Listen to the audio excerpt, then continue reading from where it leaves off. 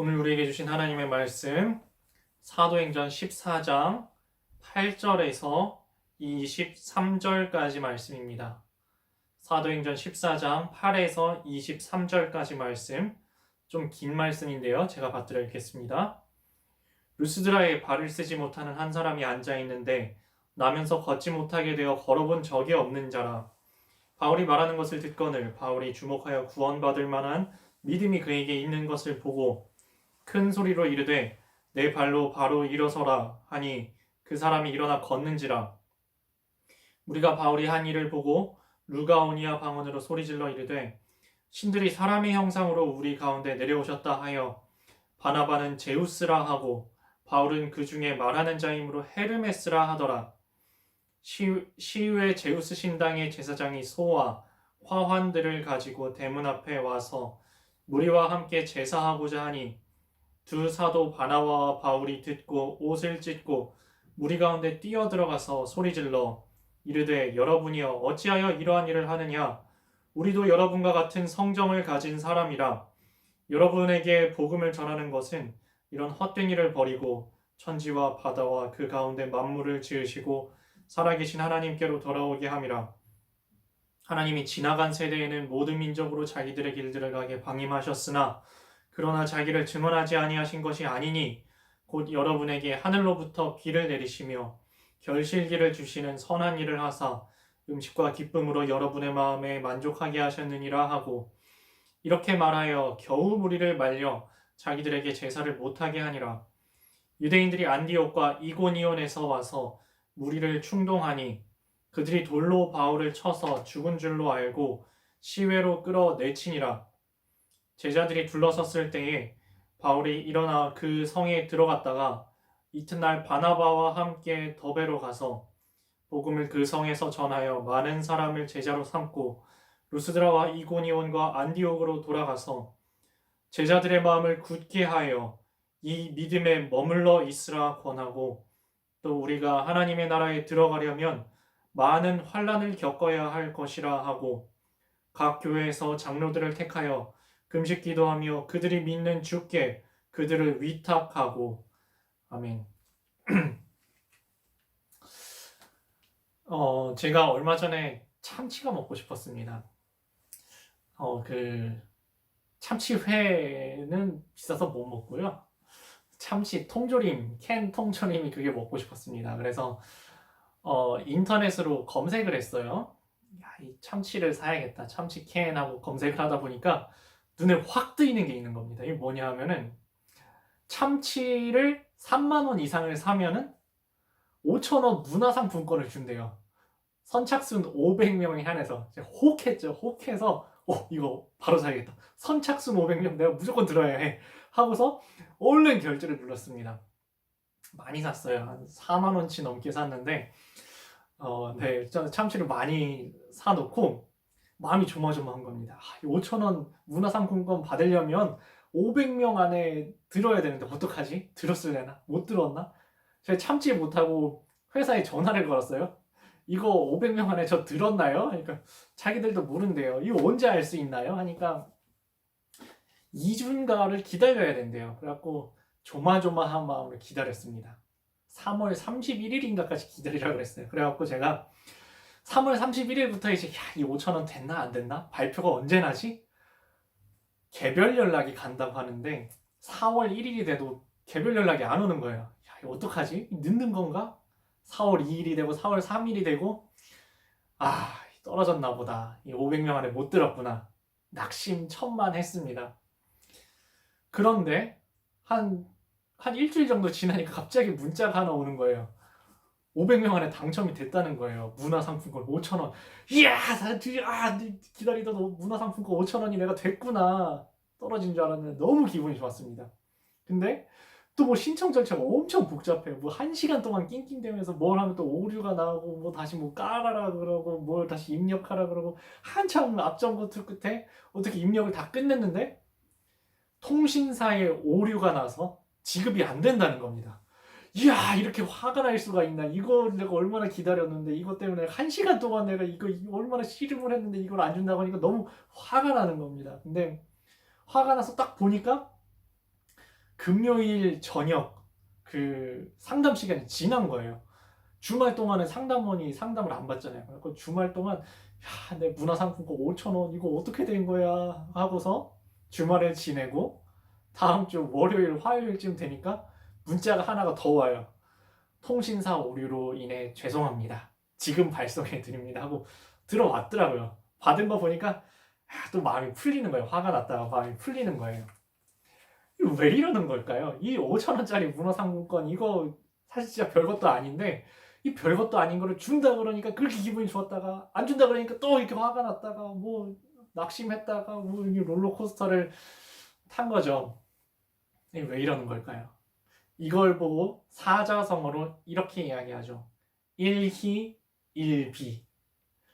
별것도 아닌 거에 엄청 또 기뻐했다가 별것도 아닌 거에 또 엄청 낙심천만하고 화내고 그런다고요. 이거 이래도 되나? 이거 너무 그렇다. 그런 마음으로 저는 오늘 말씀 사도행전 14장을 읽었습니다. 일희일비하는 나와 전혀 다른 모습의 사도 바울의 모습이 이 사도행전 14장에는 들어 있었습니다. 오늘 말씀 되게 흥미진진한 이야기인데요. 내용이 무슨 한 편의 영화 같습니다. 시작하자면 이렇습니다. 한 명의 장애인이 있었습니다. 걷지를 못하는 장애인이었어요. 바울이 그 장애인을 보고서 그 마음속에 하나님을 향한 믿음이 있는 것을 보고서 너의 발로 일어나 걸어라 하니까 지금까지 태어나서 한 번도 걸어본 적이 없는 이 안진뱅이 장애인이 벌떡 일어나서 걷는 겁니다. 이 주변에 둘러싸고 있는 사람들이 전부 놀랐습니다. 오, 이게 뭐야? 어떻게 이런 일이 일어나지? 하면서 우와, 우리 가운데 신들이 나타났나 보다. 이거는 뭐 우리 요새 뭐 인터넷에 보니까 무슨 좀 대단한 사람 있으면 무슨 누구 갓 하면서 뭐 하던데요. 그런 대단한 사람이다 정도 수준이 아니라 진짜 신이다. 이거는 진짜 신이 내려왔다. 왜 그리스 로마 신화에 이런 얘기가 있었잖아요. 제우스랑 헤르메스 신이 이렇게 그 어떤 지역에 내려왔는데 그 지역 사람들이 제우스 신에게 제사를 잘 안 지내주고 이렇게 막 배척을 했다 그래요. 그래서 이렇게 잘 대접한 사람은 복을 받고 배척한 사람들은 벌을 받았다라는 신화 내용이 퍼뜩 생각이 난 겁니다. 진짜 신이 왔나 보다.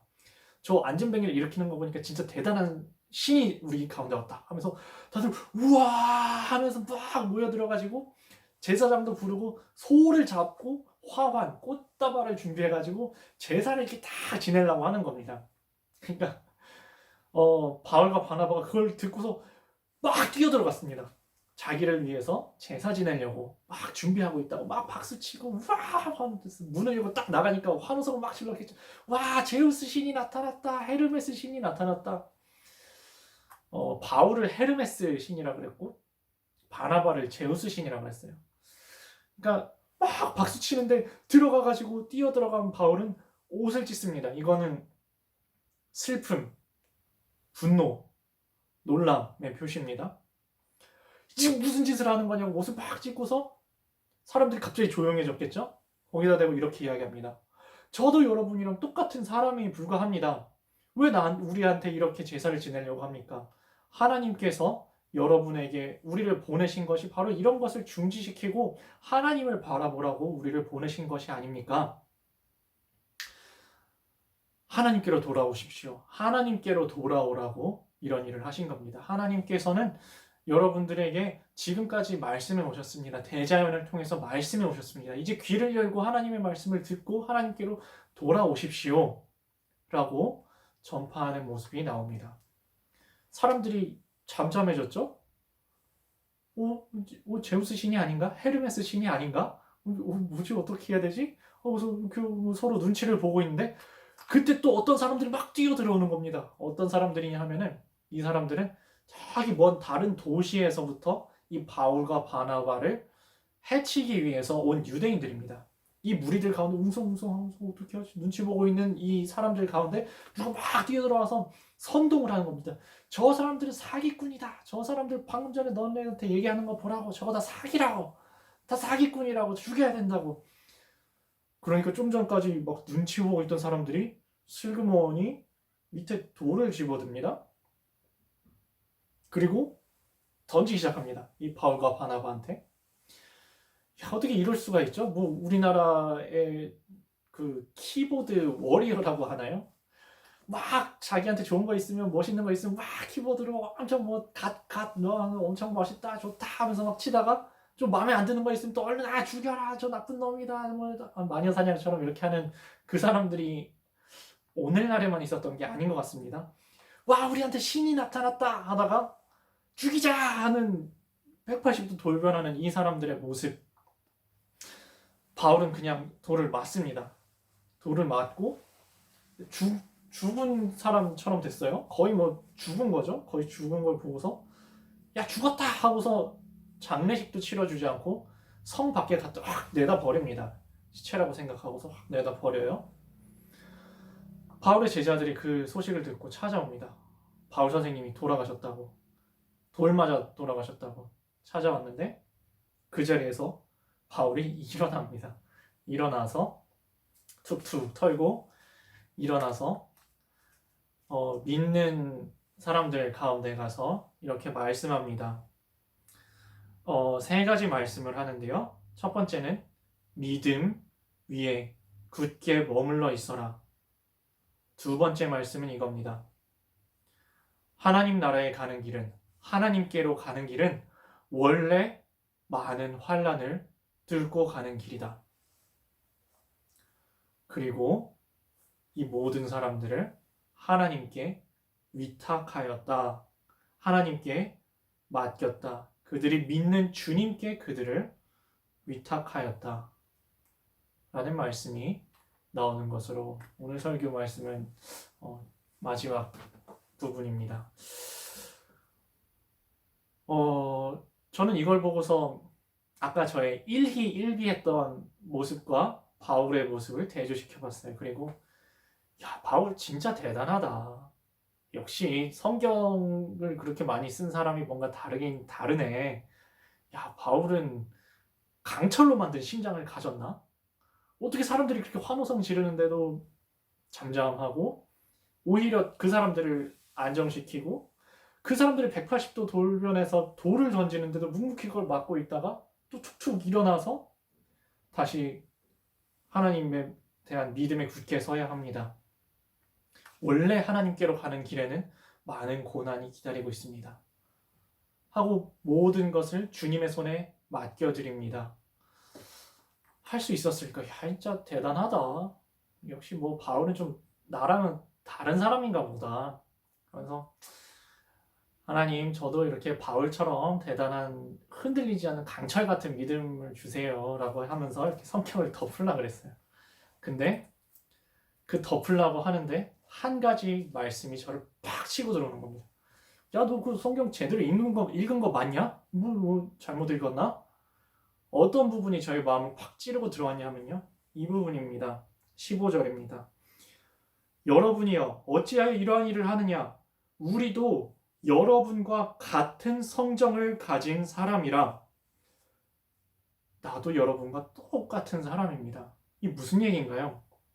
바울이 특이해서 강철로 만든 심장을 가져서 엄청나게 담대한 사람이라서 애초에 원래 튼튼한 사람이라서 마음이 튼튼한 사람이라서 그랬다는 게 아니라 우리와 똑같이 작은 일에도 기쁘고 작은 일에도 슬프고 화나고 넘어졌다가 다시 일어났다가 하는 똑같은 성정을 가진 똑같은 사람이라는 겁니다. 바울이라고 사람들이 자기를 향해서 환호성 지르는데 마음이 들뜨지 않았을까요? 아니, 어렸을 때 친구들이랑 축구 경기하다가 내가 축구 공으로 골 빡 넣으면은 골 넣어서 야 기분 좋다 하고 오는데 사람들이 와 야 너 진짜 잘 찬다 너 진짜 축구 잘한다 하면서 칭찬만 해줘도 내가 되게 으쓱해지고 우쭐해지는데 수많은 사람들이 둘러싸서 저분은 진짜 사람이 아니다. 진짜 신과 같은 분이다. 대단한 분이다. 하고 우와 하고 환호성을 지르는데 바울의 마음이 조금도 들뜨지 않고 호수와 같이 잔잔한 그런 우리와 전혀 다른 사람이었을까요? 아닙니다. 바울도 똑같이 사람들이 자기를 사랑해주고 자기를 좋아해주고 자기를 높이 치켜 세워주면은 마음이 설렐 수밖에 없는 우리와 똑같은 사람입니다. 그 사람들이 180도 태도를 바꿔서 이 사람들을 향해 돌을 들고 던질 때 바울은 마음이 하나도 안 아프고 아유 그럴 수도 있지 뭐 예수님은 죽기도 하셨는데 뭐 이거 뭐 맞아 하고서 그랬을까요? 아닙니다. 누구한테 한 사람한테 주먹으로만 맞아도 평생 그걸 잊지 못합니다. 두세 사람이 나를 둘러싸고 나를 욕하면 그게 몇 년 며칠로 갑니다. 잊어버려지지가 않아요. 억울하게 내가 욕을 먹었다? 용서가 안 됩니다. 그런데 수많은 사람들에게 둘러싸여서 손가락질 비난을 당하고 돌을 들러 쳤습니다. 바울이라고 돌 들어서 치는 사람들이 두렵지 않았을까요? 무섭지 않았을까요? 억울하고 화가 나지 않았을까요? 똑같이 복수해주고 싶지 않았을까요? 저 사람들한테 내가 이렇게 기적의 현장에서도 내가 있었고 말씀을 전했는데 전혀 소용이 없고 저렇게 나한테 돌을 던지나 낙심하지 않았을까요? 그런데 바울은 죽음의 공포 앞에서도 다시 일어나서 돌을 맞았던 그 옷을 다시 털고 일어나서 다시 제자들에게 복음을 전합니다. 바울이라고 트라우마가 생기지 않는 다른 종류의 사람이었을까요? 성경 분명히 이야기합니다. 우리도 여러분과 똑같은 성정을 가진 사람입니다. 똑같이 기쁘고 똑같이 슬프고 똑같이 기분 좋고 설레고 똑같이 마음 아프고 화나는 똑같은 사람입니다. 그런데도 어떻게 바울은 그 자리에서 여러분 믿음 위에 굳게 서 있어야 합니다. 여러분 하나님 나라에 가는 길은 하나님께로 가는 길은 원래 많은 환난을 통하여 가는 길입니다. 여러분을 하나님의 손에 맡깁니다. 라고 할 수 있었을까요?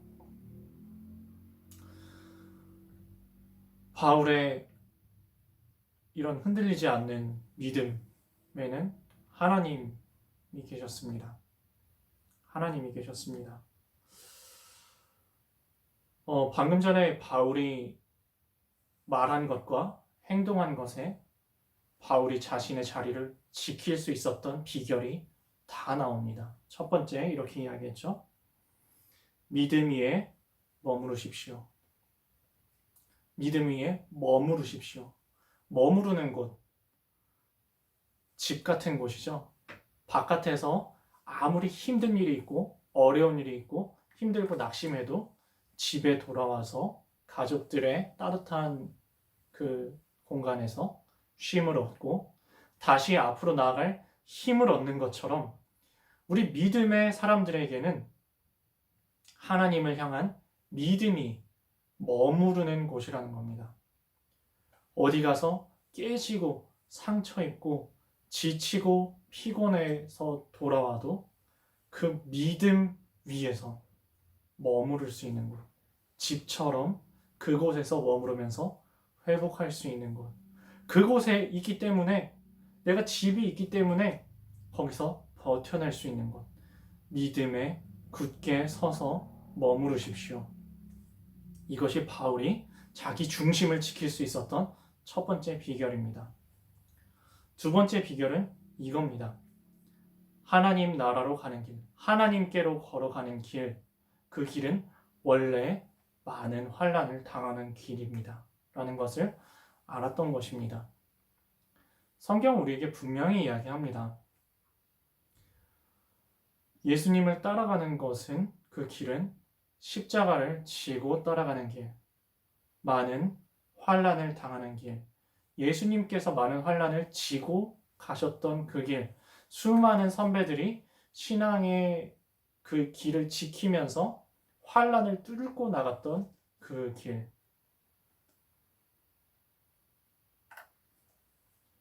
우리도 피할 수 없는 길입니다. 피하고 싶지만 우리도 마주해야 하는 현실입니다. 믿는 사람에게는 고난이 따른다. 세상에서는 너희가 환난을 당할 것이다. 이것을 알고 마음에 품고 미리 준비하고 고난이 찾았을 때 이상하게 여기지 않았다는 겁니다. 이게 왜 나한테만 왜 이런 일이 일어나나? 이게 아니라 그래. 수많은 믿음의 선배들이 모두가 걸어갔던 그 길에 나도 그 길 위에 서 있구나. 믿는 자들에게는 하나님께로 가는 길에는 많은 고난이 따른다는 그 고난이 나에게도 찾아왔구나. 나에게만 찾아온 것이 아니고 나에게도 찾아왔구나. 이것이 바울이 마음 지킬 수 있었던 두 번째 비결이었습니다. 그리고 세 번째 비결은 이겁니다. 하나님께 맡기는 것. 우리 세상 자기 힘으로 살아가는 것 같지만 자기 힘으로 살아가지 못합니다. 우리가 결과를 보장하지 못합니다. 이렇게 하면 다 될 것 같은데 그게 우리 힘으로 끝까지 성공시킬 수 있는 그런 힘이 우리에게는 사실은 없습니다. 우리는 불확실한 상황 속을 걸어갑니다. 불확실한 상황 속에서 그 흔들리는 상황 자체를 붙잡으려고 하면은 우리 마음도 따라 흔들릴 수밖에 없습니다.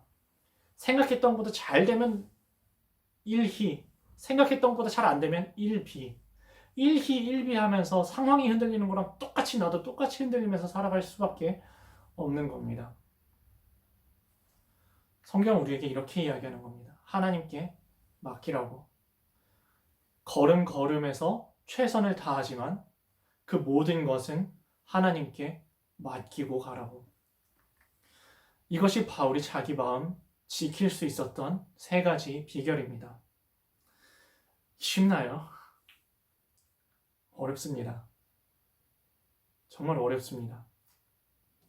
그리고 이게 정말 어렵기 때문에 우리가 예배드리고 시시때때로 기도하고 시시때때로 성경 말씀 읽고 묵상하고 말씀에 깨달은 걸 서로 나누면서 서로 붙잡아 주는 겁니다. 그냥 우리가 그냥 뭐 나 믿으면 됐지. 교회는 왜 가? 예배 왜 드려? 뭐 마음속에 믿으면 된 거 아니야? 하나님 우리랑 함께 계신다며. 뭐 성경 뭐 하러 읽어? 뭐 그냥 기도 뭐 하러 해? 나는 뭐 하러 해? 우리 연약하기 때문입니다. 애써 힘써서 붙잡아야 하기 때문입니다. 그리고 그것을 통해서 우리가 방향을 바로 잡는 겁니다. 내가 지금 제대로 가고 있나? 내가 막 옆에서 환호하고 박수치고 나를 이렇게 띄워준다고 내가 막 설레면서 잘못된 길로 가지는 않나? 기도로 바로 잡고 내가 지금 낙심하고 화가 나 있는데 나 지금 잘못된 길로 걸어가고 있는 거 아닌가? 예배로 말씀으로 서로 붙잡아주는 나눔으로 방향을 바로 잡는 겁니다. 그리고 그렇게 해도 자기 중심 잡기 어려운 상황에 있습니다. 풍랑과 같은 상황. 배가 바다 한가운데를 항해하다가 풍랑을 만나면 닻을 내립니다. 닻을. 무거운 쇠로 만들어 놓은 닻을 바닥까지 내려놓습니다. 그리고 풍랑이 지나갈 때까지 버팁니다. 풍랑 속에서 닻을 내렸다고 배가 콘크리트 위에 있는 것처럼 딱 서 있나요? 그렇지 않습니다. 아무리 닻을 내려도 바람이 불면 휘청이고 파도가 오면 올라갔다가 내려갔다가 합니다. 그런데 한참 동안 풍랑을 맞고 때려 맞고서 풍랑이 지나가고 날이 기어서 보면 닻을 내린 배는 그 자리 그대로 지키고 서 있습니다. 하지만 닻을 내리지 않은 배는 여기가 어딘지도 모르는 곳까지 흘러가 버리고 맙니다. 풍랑을 따라서 파도와 바람을 따라서 흘러가 버리고 맙니다. 이것이 닻입니다. 오늘 마지막 찬양 찬송가 488장에 이런 내용이 잘 나타나 있는데요. 2절 가사가 이렇습니다. 무섭게 바람 부는 밤, 물결이 높이 설렐 때. 이거 오늘 말씀에 바울이 마주한 상황 아닌가요? 무섭게 바람이 부는 밤, 물결이 높이 설렐 때 바울은 어떻게 그 순간에도 마음의 중심을 지켰다고요? 우리 주 크신 은혜에 소망의 닻을 두리라. 우리 주 크신 은혜에 소망의 닻을 두리라.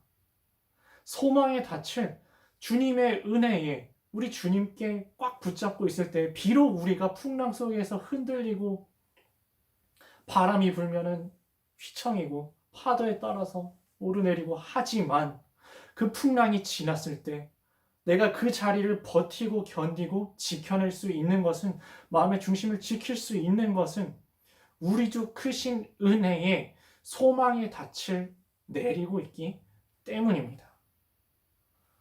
3절 가사 이렇게 이어지고 있습니다. 세상에 믿던 모든 것 끊어질 그날 되어도. 우리 무엇을 믿고 무엇을 붙잡고 살아갑니까? 대한민국은 혈연, 지연, 학연, 인맥이 다야. 나는 인맥을 꽉 붙잡았으니까 나는 안전할 거야. 아니야. 야, 사람은 배신해도 돈은 배신하지 않아. 부동산 불패. 나를 지켜주는 건 나의 자산이다. 야, 돈도 다 소용없어. 건강 잃어버린 다 소용없어. 나는 젊고 건강하고 유기농 음식만 먹고 운동도 철저하게 하고 건강관리 잘하니까 나의 젊음이, 나의 건강이 나를 지켜줄 거야. 성경 우리에게 이렇게 이야기하는 겁니다. 세상에 믿던 그 모든 것들은 다 끊어질 날이 반드시 찾아온다고. 물론 우리가 건강관리도 열심히 하고 저축도 하고 열심히 일도 해야겠지만 그것은 우리의 소망을 닻을 내리고 믿고 의지할 것들은 아니라고. 그 모든 것들은 끊어질 날이 온다고. 세상에 믿던 모든 것 끊어질 그날 되어도 내 소망은 구주의 언약을 믿기 때문에 내 소망은 더욱 큽니다. 그래서 이 몸의 소망은 무엇입니까? 우리 주 예수 뿐일세. 우리 주 예수 밖에는 믿으리가 아주 없도다. 후렴 가사가 이렇습니다. 주님께서 나의 반석이 되시니 그 위에 내가 서리라. 그 위에 내가 서리라. 우리 지금은 비록 바다 한가운데를 항해해 나갈 때처럼 순풍이 불면 쭉쭉 나가는 기쁜 일도 우리에게 있고 풍랑이 불면 그저 닻을 내리고 버텨내야 할 만하는 그런 바다 위를 항해해 나가고 있지만 우리가 주님께 소망을 두고서 주님 꽉 붙잡고 주님과 함께 하나님께로 한 걸음씩 한 걸음씩 나아갈 때에 비록 지금은 흔들리는 연약한 모습이지만 언젠가 반드시 주님의 반석 위에 그 누구도 흔들 수 없는 굳건한 믿음 위에 서게 되리라고 우리는 믿고 나아가는 것입니다. 오늘 말씀 생각하면서 찬송가 488장 이 몸의 소망 무언가 가사를 마음에 묵상하시면서 함께 찬양하겠습니다.